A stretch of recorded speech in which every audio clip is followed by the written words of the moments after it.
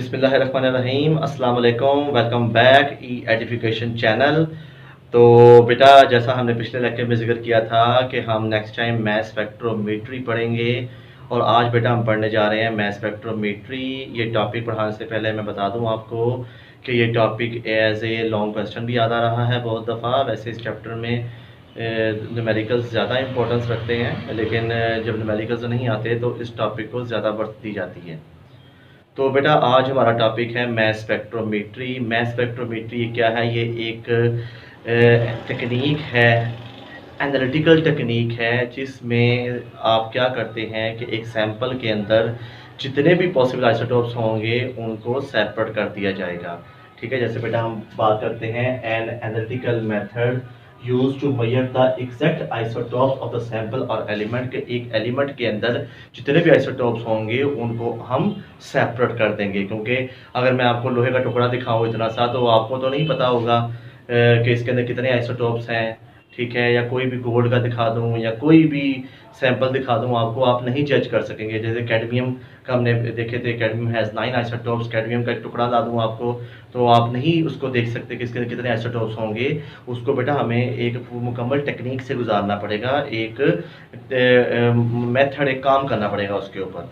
ठीक है, तो बेटा हमारे पास मैथ स्पेक्ट्रोमीटर दो तरह के थे, एक था आंस्टन स्पेक्ट्रोग्राफ, एक था डेंस्टर्स। जो आंस्टन्स है वो ओल्ड है, इसको ओल्ड बोलते हैं, ये ओल्ड मेथड है। और ये क्या है? मॉडर्न या जदीद मेथड है, डेंस्टर्स वाला। ठीक है जी। तो पहले बात हम करते हैं कि प्रिंसिपल। एक टॉपिक बेटा होता है मैथ स्पेक्ट्रोमेट्री, एक होता है मैथ स्पेक्ट्रोमीटर। अगर मैथ स्पेक्ट्रोमीटर आए तो आपने यहाँ पर एनालिटिकल मेथड नहीं लिखना, आपने इंस्ट्रूमेंट लिख देना है, an instrument use to measure the exact isotopes. ठीक है ना, मीटर आए तो एन इंस्ट्रूमेंट लगा देना, अगर मीट्री आए तो टेक्निक या एनालिटिकल मेथड कुछ भी आप लगा सकते हैं। ठीक है जी। प्रिंसिपल क्या है जी इसका? वो कहता है sample is first volatilize, volatilize heat up करना, वोलेटिलाइज्ड हीट अप करना। देन आयोनाइज, फिर सैंपल को आयोनाइज किया जाता है, मसलन कि उसमें से इलेक्ट्रॉन को निकाल दिया जाता है, क्या करके? With the help of high energy electron beam pass करके। तो फिर जाहिर सी बात है, पहले वो हीट अप है, वो गैसियस में है सैंपल। जब इलेक्ट्रॉन निकाल दिए जाएंगे तो वो गैसियस आइंस बन जाएगा, मींस के गैसियस पॉजिटिव आइंस बन जाएगा। उसको सेपरेट कर दिया जाएगा किसकी बेस पे? मास टू चार्ज रेशो की बेस पे। यानी कि हमने जितना भी काम करना है अभी, उसका लुबे लुबाव खुलासा उसका इस प्रिंसिपल में लिखा हुआ है। और हमें किस तरह नजर आएगा कि सेपरेट हो गए हैं? एक लाइनें नजर आएंगी, पीक जिसको बोलते हैं। एक लाइन नजर आई तो उसमें एक आइसोटोप था, वो मोनोआइसोटोपिक सैंपल था। दो आई तो डाई आइसोटोपिक, तीन आई तो ट्राई आइसोटोपिक। यानी जितनी पीक्स आएंगी तो उतना उस एलिमेंट के आइसोटोप्स होंगे। क्लियर बात जी। अब जरा नेक्स्ट हम बात कर लेते हैं इसकी इंस्ट्रूमेंटेशन की, कि मैथ स्पेक्ट्रोमीटर के अंदर क्या क्या चीजें लगी होती हैं। वेपराइजर होता है, आयोनाइजर होता है, एक्सेलरेशन चैम्बर होता है, एक्सेलरेशन एरिया होता है, मैग्नेटिक एनालाइजर है, इलेक्ट्रोमीटर है, और साथ में एंड पर बेटा हम क्या करेंगे? मैथ स्पेक्ट्रम है हमारे पास। होता क्या है बेटा, जरा यहाँ पर देखें। हमारे पास फर्ज करें ये एक सैंपल है, फर्ज करें नियोन का ही सैंपल है, उनके बुक में उन्होंने नियोन को ही लिया हुआ है। अगर तो बेटा ये जो वेपराइजर, जो पहला पॉइंट मैंने बताया आपको, ये मे और मे नॉट है, इसकी जरूरत होती भी है, नहीं भी होती। जरूरत उसकी कब होगी? जब सैंपल सॉलिड फॉर्म में होगा। ठीक है, अगर सैंपल पहले ही गैसियस फॉर्म में है तो उसकी जरूरत आपको नहीं होगी। ठीक है, और ये जो डेमस्टर है ये एक ऐसा मॉडर्न मैथ स्पेक्ट्रोमीटर है कि जिसके अंदर चाहे सैंपल गैसियस में हो, चाहे लिक्विड में हो, चाहे सॉलिड में हो, वो सब के सब सैंपल्स को आइडेंटिफाई कर देता है। ठीक है, ये फर्स्ट दे रहे हमारे पास ये नियोन का सैंपल है, आपको डिफरेंट एटम्स नजर आ रहे होंगे नियोन के। ये मैंने कुछ रेड से अलग करके लिखे हैं, ब्लैक है, कुछ ग्रीन है, अंदर धंसे हुए हैं, ये जहाँ साथ मिक्सअप होते हैं, अंदर एक दूसरे से जुड़े हुए हैं ये सारे एटम्स।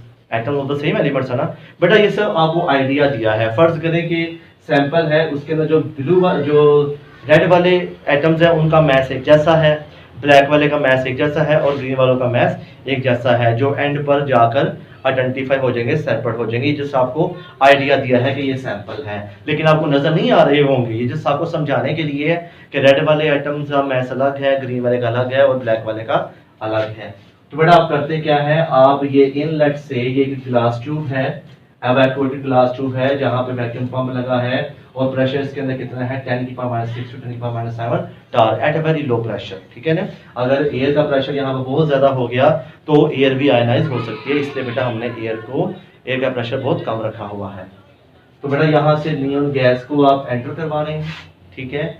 ये हमारे पास है आयोनाइजेशन एरिया जहां से हाई इलेक्ट्रॉन बीम्स आ रही हैं और गैशियस जो सैंपल है मींस के नियॉन गैस है वो आयनाइज हो रही है, ठीक है जी। आयनाइज होकर ये नेगेटिव ग्रिड के पास जा रही हैं। अब नेगेटिव ग्रिड का बेटा यहाँ पर क्या काम है, नो डाउट जब इलेक्ट्रॉन ऐड हो रहे होते हैं, इलेक्ट्रॉन बीम आ रही होती है तो नेगेटिव आयन बनने के भी चांसेस होते हैं। तो होता क्या है कि जो नेगेटिव आयंस होंगे वो रिपेल हो जाएंगे क्योंकि नेगेटिव ग्रिड है, तो ये सिर्फ पॉजिटिव आयंस को, पॉजिटिव गैशियस आयंस को अलाउ करेगी कि वो आगे पास आउट करें। तो बेटा जरा यहाँ पर देखें कि नेगेटिव ग्रिड ने नेगेटिव जो आयंस बने थे उनको तो पीछे छोड़ दिया, जो पॉजिटिव आयंस है बेटा उनको आगे धकेल रही है, ठीक है। और ये यहाँ पर ये एक जालीनुमा चीज लगी हुई है, ठीक है ना। और क्योंकि ये हर एक को सेपरेट करती जा रही है, क्योंकि देखें एक गैशियस आयन दूसरे गैशियस आयन से जुड़ा होगा, एक गैशियस आयन दूसरे गैशियस आयन से जुड़ा होगा तो उनको सेपरेट कर दिया जाएगा, वो भी दूसरे से सेपरेट हो जाएंगे। तो बेटा नेक्स्ट हमारा एरिया क्या है, एक्सेलरेटिंग एरिया, कि जो इन गैशियस पॉजिटिव आयंस को एक्सेलरेट करवाता है, बहुत तेजी के साथ आगे धकेलता है। तो बेटा सारी की सारी लाइंस क्या हो जाती हैं, सारे के सारे आयंस क्या हो जाते हैं, लाइन अप हो जाते हैं।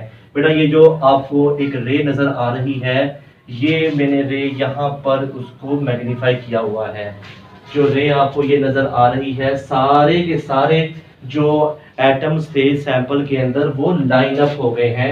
बेटा ये मैंने लाइन अप कर दिए हैं।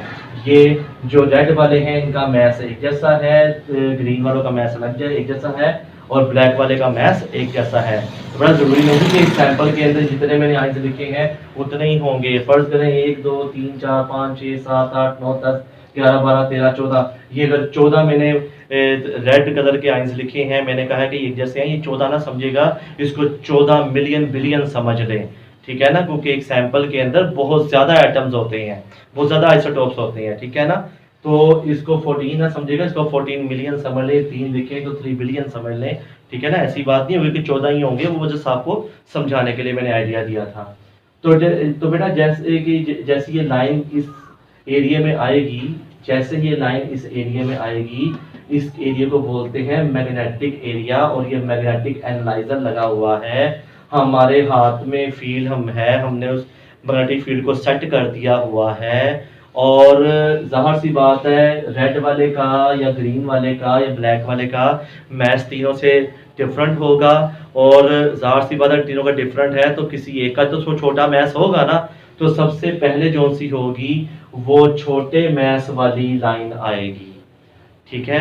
क्योंकि जो मैग्नेटिक फील्ड होती है, आप तो उस एरिया में एक बड़ा सा 2 किलोग्राम का लोहा रख दें, एक किल रख दें, तो पहले किल आके चिपकेगा क्योंकि उसका मैस बहुत कम है।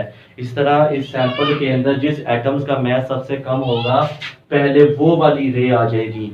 ये 3 रे आई हैं, 3 पीक आई, इट मींस के 3 तरह के आइसोटोप्स है ना हमारे पास, लेकिन ये पीक्स 1 बाय 1 आती है, एक साथ नहीं आती। पहले बेटा हमारे पास 20 वाली पीक्स आती जाएगी, ठीक है ना। यहाँ पर इलेक्ट्रोमीटर है, ठीक है ना, इसके ऊपर एक आयन फॉल करता जाएगा 1 बाय 1, एक आयन, दूसरा आयन, तीसरा आयन, चौथा आयन, जो आयन्स उसके ऊपर इलेक्ट्रोमीटर पर बढ़ता जाएगा। इसके साथ मैंने कंप्यूटराइज ग्राफ अटैच किया हुआ है, तो इसकी अबंडेंस भी साथ साथ बढ़ती जाएगी। जैसे जैसे एक आयन फॉल करता जाएगा वैसे वैसे बेटा उसकी अबंडेंस बढ़ती जाएगी, क्योंकि अभी तक 20 वाले आयंस आते जा रहे हैं। 20 मींस के नियॉन का मैस 3 आइसोटोप होंगे, 20 21 22, तो इट मींस के 20 मैस वाले आयंस आते जा रहे हैं और उसकी अबंडेंस बढ़ती जा रही है, ठीक है। एक ऐसा वक्त आएगा कि 20 मैस वाले जो आयंस होंगे वो खत्म हो जाएंगे, ठीक है। फिर उसके बाद 21 वाले आने शुरू हो जाएंगे। 21 वाली पीक आएगी तो बेटा उसकी अबंडेंस यहाँ पर आ जाएगी। फिर 22 वाली आएगी मींस के ब्लैक वाली आएगी, बेटा उसकी अबंडेंस यहाँ पर आ जाएगी। तो बेटा साथ ही हमने इसको कार्बन 12 से कंपेयर कर देना है। कार्बन 12 मीन्स के वो मोनो आइसोटोपिक ही ले लें कि एक आइसोटोप है कार्बन 12, कार्बन 13, कार्बन 14। हमने कार्बन 13 नहीं डाला, हमने कार्बन 14 नहीं डाला, सिर्फ कार्बन 12 डाला है।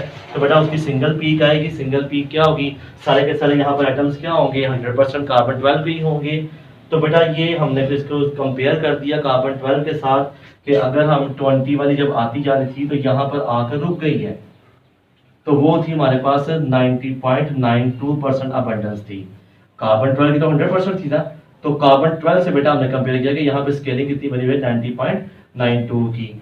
21 वाले की स्केलिंग कितनी थी, 0.257, और 22 वाले की कितनी थी, 8.82%। ठीक है जी। मसलन के इस नियॉन गैस सैंपल के अंदर 90.92% नियॉन 20 होगा, 0.257% 21 नियॉन 21 होगा, और 8.82% कितना होगा, नियॉन 22। ठीक है जी। तो बेटा ये आपके पास अब ये सैंपल में जितने भी आयंस थे वो सेपरेट हो गए, उनकी अबंडेंस भी आ गई। Abscissa along abscissa along X axis, ordinate along Y axis. Y axis के अलोंग बेटा लिया हुआ है रिलेटिव अबंडेंस, और एक्सिस के अलोंग लिया हुआ है एटॉमिक नंबर। अब सर बेटा यहाँ पर हम मैथमेटिकल एक्सप्रेशन की बात करें कि ये जो रे है इसके ऊपर जो एनर्जी लग रही है, जो फोर्स लग रही है बेटा, वो x² r/e है। x² magnetic field, r radius of curvature जो रेडियस लेकर आ रही है लाइन, और E is the strength of the electric field. तो यहाँ पे लिखा हुआ है कि अगर R को मैं इस साइड पे ले जाऊँ तो अगर E और R दोनों क्या हो जाएंगे, एक दूसरे के डायरेक्टली प्रोपोर्शनल। अगर E इंक्रीज करती है तो R भी इंक्रीज करेगा, रेडियस भी इंक्रीज करेगा। अगर R इंक्रीज करता है तो H क्या हो जाएगा, H डिक्रीज करेगी। ठीक है, ये इस एक्सप्रेशन से आप अंदाजा लगा सकते हैं। उसके बाद बेटा आपने ये देखना है कि ज़रूरी नहीं कि सिर्फ मैस स्पेक्ट्रोमीट्री ही ऐसी टेक्निक है जिससे बेटा आप आइसोटोप्स वेरी कर सकते हैं, आइडेंटिफाई कर सकते हैं। इसके अलावा बेटा ये टेक्निक्स होती हैं gas diffusion, thermal diffusion, distillation, ultra centrifuge और लेज़र सेपरेशन। ठीक है जी, ये भी टेक्निक्स यूज़ की जा सकती हैं।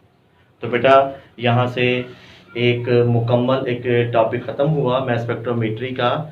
आपको मैं एक खुलासा भी बता दूं इसका। करना क्या था बेटा, आपने दोबारा फिर सुने, ये सैंपल था नियॉन का, ठीक है ना। इसमें डिफरेंट आइसोटोप्स थे, आपको नज़र नहीं आएंगे, मैंने मेंशन किया था डिफरेंट कलर्स के साथ। उसको बेटा हमने एक एवोगाड्रो ग्लास ट्यूब में डाला। मैस स्पेक्ट्रोमीटर ये है, इसको मॉडर्न मैस स्पेक्ट्रोमीटर बोलते हैं। एंटर हुए, इलेक्ट्रॉन बीम इनके ऊपर फॉल हुई, ये आयनाइज हुए। आयनाइज होने के बाद इसको एक्सप्रेशन एरिया से गुजारा गया, फिर एक सिंगल बीम में कन्वर्ट हो गए। उस सिंगल बीम के अंदर डिफरेंट गैशियस पॉजिटिव आयंस थे जिनका मैसेज भी डिफरेंट था, ठीक है ना, और एलिमेंट उनका सेम था, सेम एलिमेंट के थे। देन बेटा फिर उसको एनालाइज कर दिया गया 3 हिस्सों में। अगर यहाँ पर 11 पीक्स आती, जैसे 10 है 11 आइसोटोप्स, तो उसके 10 के 11 आइसोटोप्स होते, लेकिन अभी 3 आई हैं तो उसके 3 आइसोटोप्स होंगे नियॉन के। साथ ही बेटा आपने इसको मैस स्पेक्ट्रम से जोड़ लिया। ये बेटा इनका एटॉमिक मैस और साथ में इसकी अबंडेंस भी आ गई। हमने 2 बातें कैलकुलेट कर ली, एक एटॉमिक मैस और साथ साथ उसकी अबंडेंस। तो बेटा ये वो टेक्निक्स हैं जो अदर देन यूज़ हो सकती है मैस स्पेक्ट्रोमीट्री के। ठीक है, तो बेटा आज का टॉपिक आपको कैसा लगा हमें ज़रूर बताइएगा, ज़रूर मेंशन कीजिएगा। कोई मसला होता है, किसी बात की समझ नहीं आती, तो बेटा हमें कमेंट मैसेज ज़रूर कीजिएगा। अपना ख्याल रखिएगा। अगले टॉपिक के साथ फिर मिलेंगे, तब तक के लिए अल्लाह हाफिज़।